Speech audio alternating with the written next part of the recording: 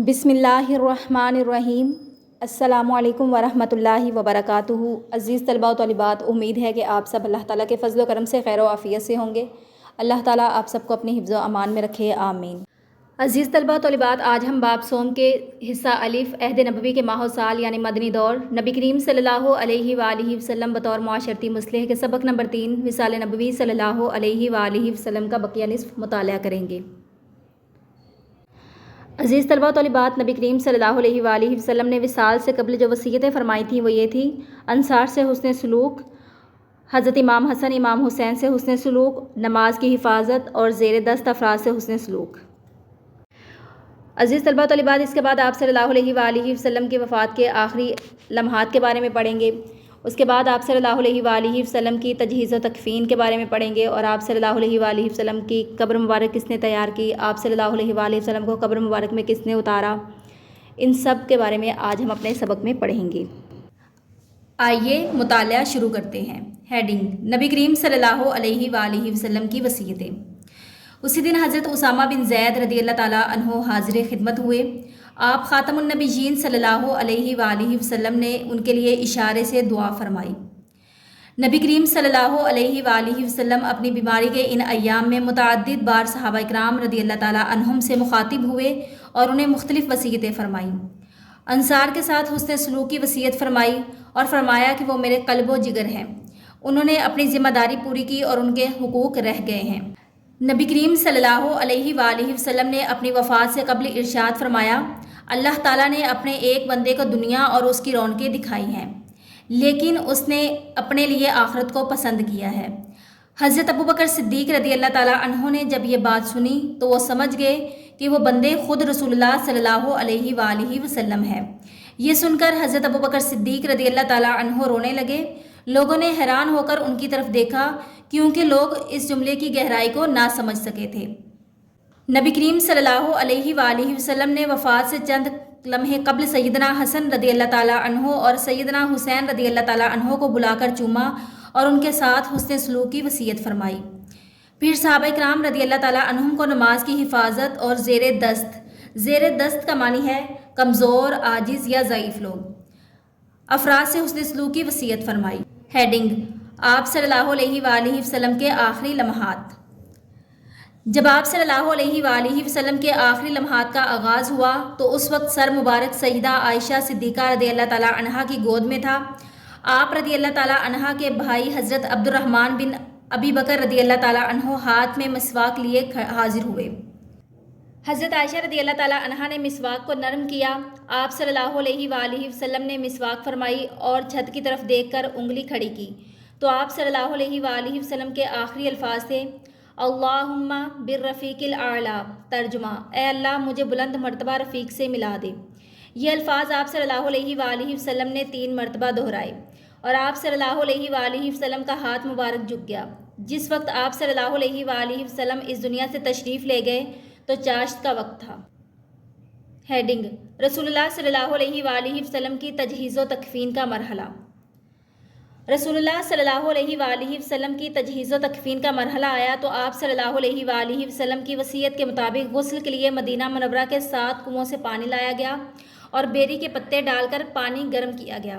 حضرت علی، حضرت عباس، حضرت فضل بن عباس، حضرت قسم بن عباس، حضرت اسامہ بن زید اور آپ صلی اللہ علیہ وآلہ وسلم کے غلام حضرت شکران رضی اللہ تعالیٰ عنہم نے آپ صلی اللہ علیہ وآلہ وسلم کو غسل دیا۔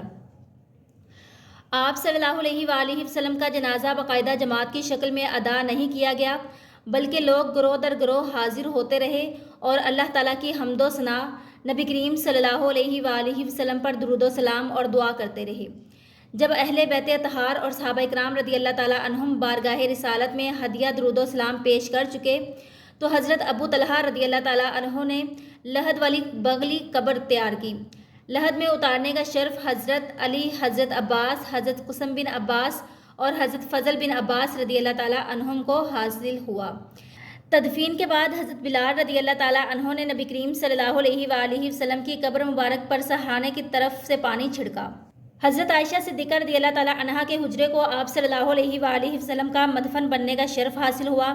اہل مدینہ کے لیے رسول اللہ صلی اللہ علیہ وآلہ وسلم کی مدینہ منورہ آمد سے زیادہ خوشگوار دن کوئی نہ تھا، اور صحابہ کرام رضی اللہ تعالیٰ عنہم کے لیے رسول اللہ صلی اللہ علیہ وآلہ وسلم کی رحلت سے زیادہ تکلیف دہ خبر کوئی نہ تھی۔ وصال نبوی صلی اللہ علیہ وآلہ وسلم سے حضرت جبرائیل علیہ السلام کے وحی لانے کا سلسلہ ہمیشہ کے لیے منقطع ہو گیا۔ عزیز طلبہ طالبات، اب ہم مشق حل کرتے ہیں۔ درست جواب کا انتخاب کریں۔ نبی کریم صلی اللہ علیہ وآلہ وسلم کی بیماری کا آغاز ہوا صفر المظفر کے آخری ایام میں۔ نبی کریم صلی اللہ علیہ وآلہ وسلم نے آخری وصیتیں فرمائیں عورتوں، غلاموں اور نماز کے بارے میں۔ وصال سے ایک دن قبل نبی کریم صلی اللہ علیہ وآلہ وسلم نے کون سا عمل انجام دیا؟ تمام غلام آزاد کر دیے۔ حضرت فاطمہ الزہرا رضی اللہ تعالیٰ عنہا نے نبی کریم صلی اللہ علیہ وآلہ وسلم کی کس بات پر تبسم کیا؟ وصال کے بعد سب سے پہلے ملاقات کا سن کر۔ نبی کریم صلی اللہ علیہ وآلہ وسلم کا وصال ہوا چاشت کے وقت۔ مختصر جواب دیں۔